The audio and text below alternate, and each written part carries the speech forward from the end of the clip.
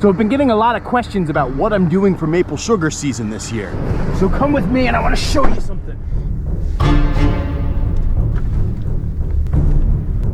Actually, before I show you the main thing I wanted to show you, I should probably show you something over here first. Okay, I don't know if you guys can see this, but these are maple sugar lines. So for the folks who are not initiated into the cult of maple, let me explain a couple things. So maple syrup, like the real stuff, not the corn syrup that's dyed brown. This is Butterworth. Yeah? How come you taste so yummy? But the real deal maple syrup actually is tree juice. What happens is people will collect the sap of a maple tree, particularly a sugar maple tree, and they'll take that sap and they'll boil it down. And as they boil it down to such a point that it becomes that sweet, sticky goodness, that's when you have the maple syrup. Here in the great state of Vermont, maple sugaring is absolutely a way of life. On my farm, which you can see the border of and the corner of it right up there, we have surprisingly few maple trees. I don't know what it was. I think somebody probably did a timber harvest and went a little crazy, but we don't have a ton of mature maple trees to do a lot of maple sugaring. Over the last several years, I've done an annual ritual of tapping my trees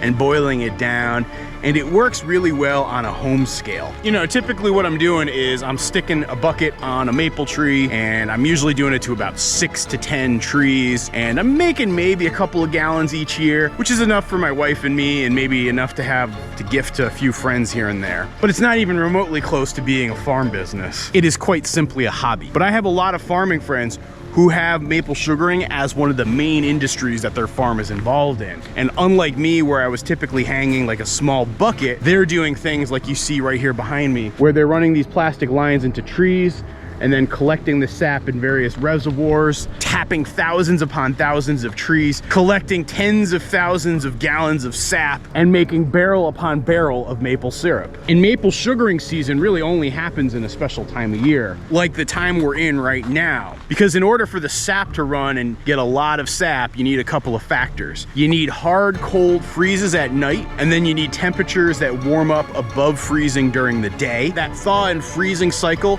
is what helps drive the sap up the tree. Also, having the moisture come from having a snowpack on the ground really helps the production as well. The more snow on the ground, the more water in the trees, the more sap to collect. And so right now, folks, we are in prime time maple sugaring season.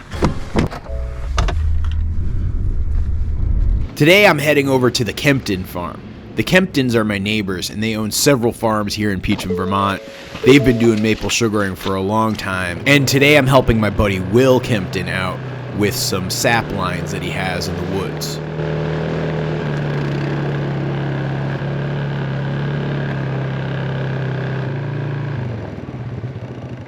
This is looking great the way you guys have this tubing set up throughout here. Yeah, basically 3 lines buried. One's called the dry line, carries the vacuum up about halfway up the woods. The other 2 split off. There's one that goes along the top of the field there, and then this one I was just gonna check, see if we had leaks on this one. I know we do on the upper end of the other one. I did a little rough math yesterday when I was riding around. This black pipe, most of it's inch, this is all inch through here. We buried 1.25 inch, 3 1.25 inch lines up through the field, and they're about 1,500 feet a piece. And then I think we have about 8,000 to 9,000 feet of this inch black line through the woods, and then the 5/16 blue line, I think we have right around 250,000 feet of that. Wow. How many trees? It's about 1,500. Wow. What are you hoping for gallon-wise worth of sap? And we're hoping for around 1,500 gallons of syrup. Like if I look at this next week, right, we're looking at nothing below freezing. Right. That's the nice thing about vacuum. The vacuum will run for 3, maybe 4 days without a freeze. So you get more of a season this way versus the traditional bucket method. Yep. The Kemptons had traditionally used the bucket method, but they switched over to tubing over the course of the past year. We went back and forth quite a lot on whether we were going to bury it or try and run it down around the field or what we were going to do with it, but we ended up burying the 3 lines. Basically, we got these marked so we know which one is which down at the bottom. This one's the dry line. You can see it comes up 1.25 inch and then drops down to 1 inch. And we just have these for anything in the future. So So all these lines end up going into that spot, and it's buried underground, and it leads all the way down to the sugar house. It's very cool to see an ancient tradition that's been handed down from generation to generation evolve and advance, and in a way make this more economically viable as an agricultural operation versus, say, the traditional methods. Once the sap is collected, it's time to boil it and turn it into maple syrup in the sugar shack. This sugar shack is also very old, but it has received some recent technological upgrades. So how much wood do you think you're going to go through today? Probably a couple quarts. What time did you get started today?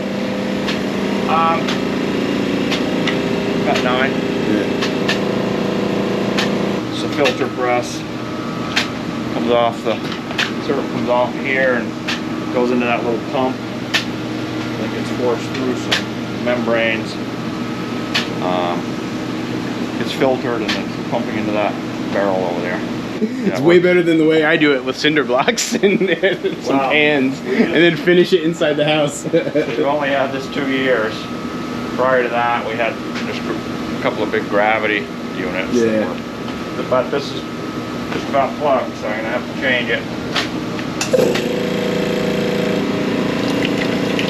About normal, I guess.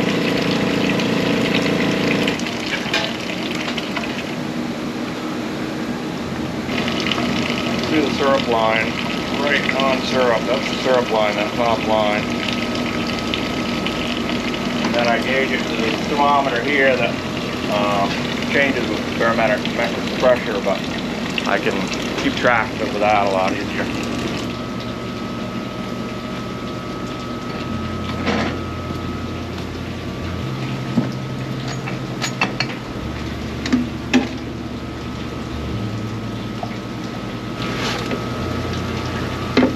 That's niter, it's just a byproduct of the syrup that builds up in these, in here.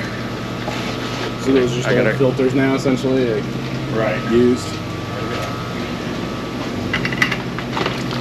This area right here needs to not be plugged up when we put it back together.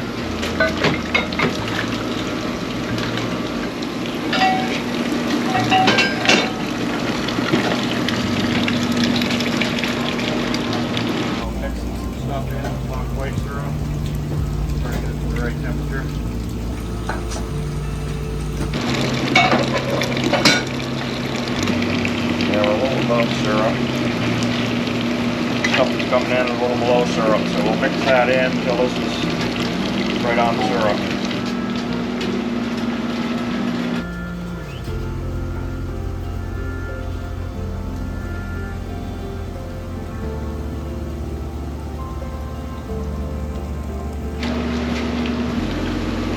They're actually ground up seashells. Oh, really? They get trapped in the filter, and it's necessary for the filtering process. So that's what becomes that, like, that's the waxy substance, essentially, or it's a little bit of it. Yeah. Yeah, a little bit of it. Yeah. But when you filter at gravity, so you don't use this stuff, what you'll end up with is a thick layer of niter, which looks just like that stuff. So yes, I'm sure this stuff is some of what's there, but the filter aid.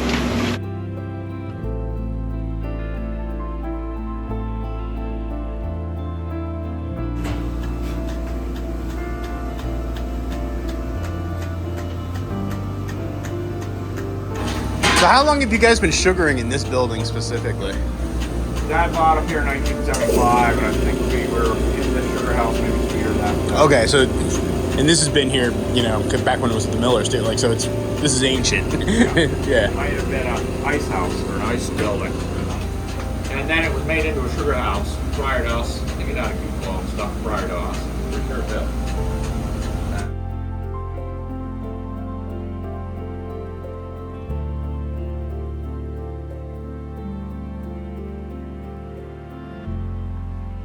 Basically, the sap comes in, goes through the reverse osmosis, and the This one here is just the ferment water. That's the water that comes out of the sap. And then the concentrated sap goes up into this upper tank, and then it runs gravity into the arch. Basically just makes it more efficient. We get it from about 2% sugar content up to 8 to 10% before it goes into the That must be a arch. huge difference in terms of boiling time. So basically the 3 lines that are buried down across the field come in here into the releaser, which this is the vacuum pump, creates vacuum on the releaser, which creates vacuum on the lines all the way up through the woods. It's coming in pretty good right now.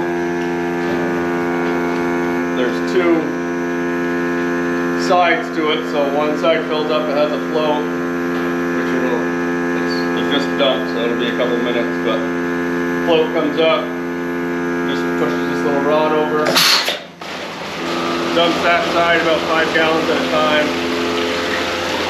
and then starts filling the other side. That way you never lose your vacuum.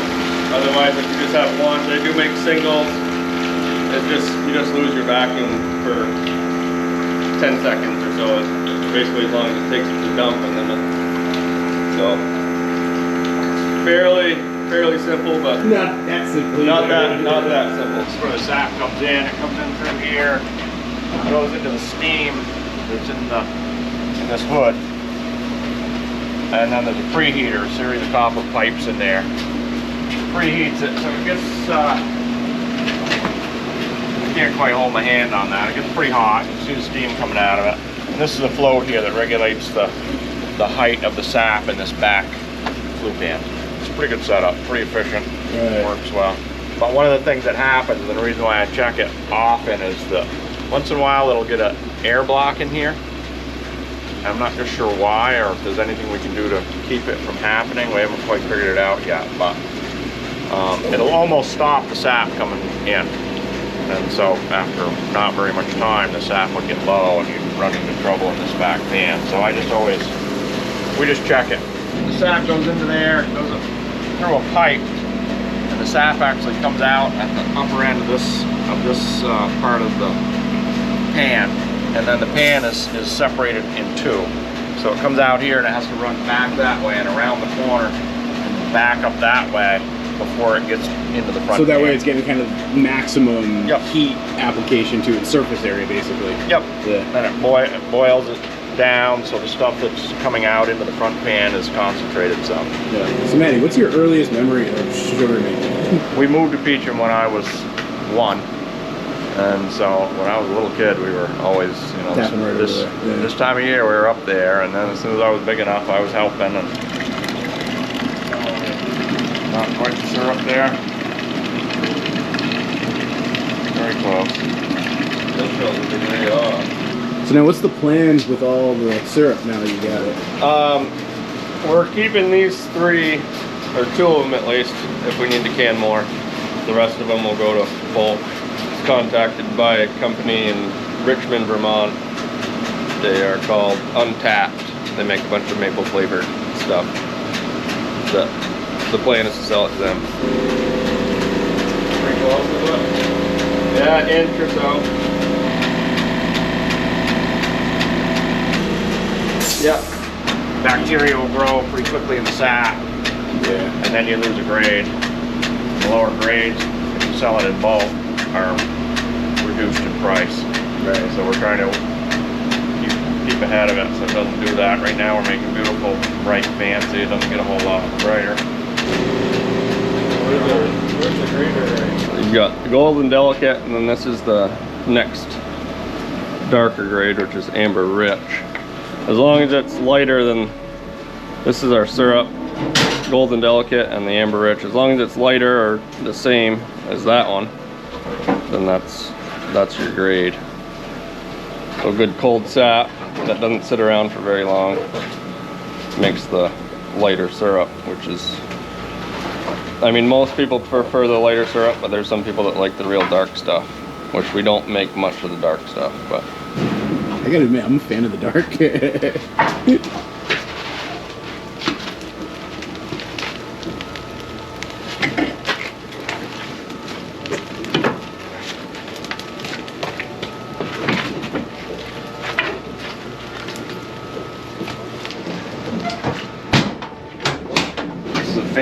control.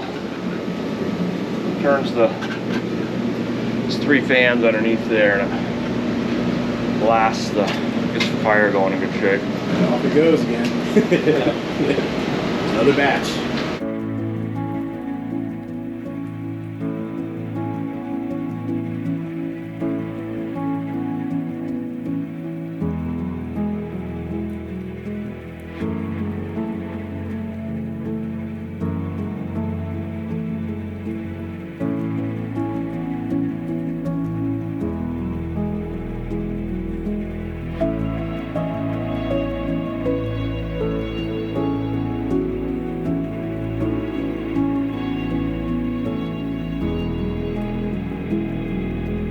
And I gotta say, I really admire what they're doing and how they're evolving their sugaring operation. There goes a dairy supply truck. Dairy is still like the predominant force of agricultural activity here in Peacham, Vermont, and really in the whole region that we're in. But it's getting harder and harder for family farms like the ones around here, like the ones that the Kemptons had, to try to sustain their dairy operation. You know, the Kemptons for quite a long time have been mostly a dairy family farm where they had about 500 cows and they were selling their milk to Cabot and other places. But last year, because of just the economics of the business and the unsustainability of it all, they got out of it. And now they're focusing their farm operations on lots of different things, including being more diversified and including doing things like scaling up their sugaring operation. Because even though Maddie has been sugaring for pretty much his entire life, they really are starting to look to scale things up.